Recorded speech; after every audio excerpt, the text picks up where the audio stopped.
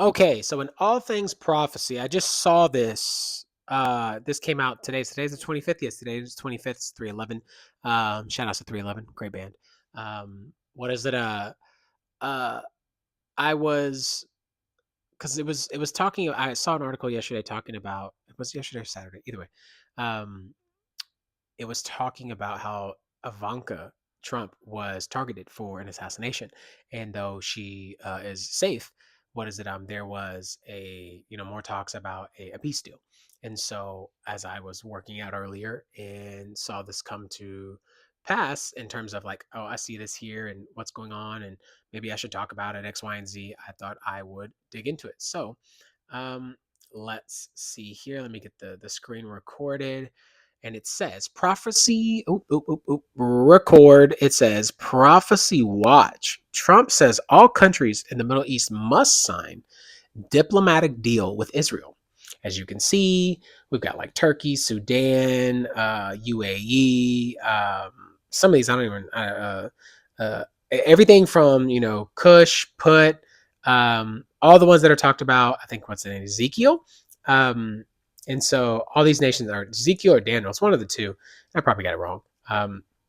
But yes, these nations making a peace deal with Israel, right? And we say it's a 7-year peace deal, but in the middle of that, he will break the covenant and then he will turn against Israel, right? We were talking about Antichrist type stuff, and so let's see what Donald T has for us.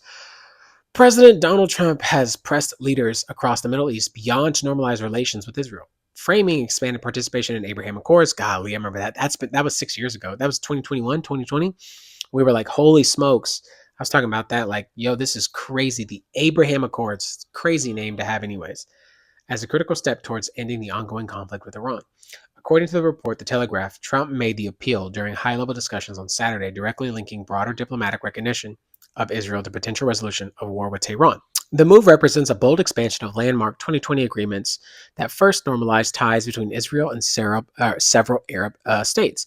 Trump reportedly told participants on the call, involving leaders from Saudi Arabia, Qatar, Egypt, Turkey, Pakistan, UAE, Jordan, joining the accords would pave the way for a comprehensive peace framework.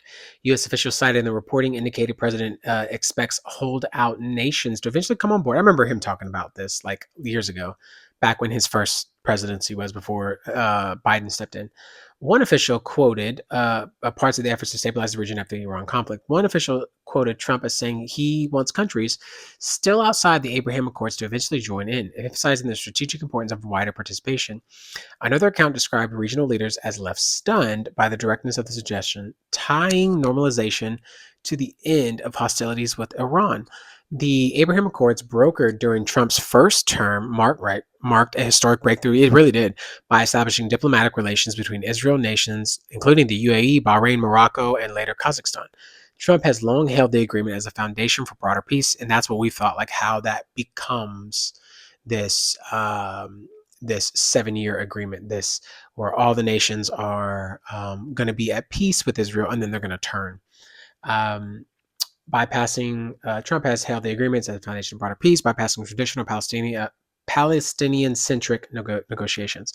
The latest push comes amid talks to end the Iran war, reports suggesting a memorandum addressing key issues like the Strait of Hormuz.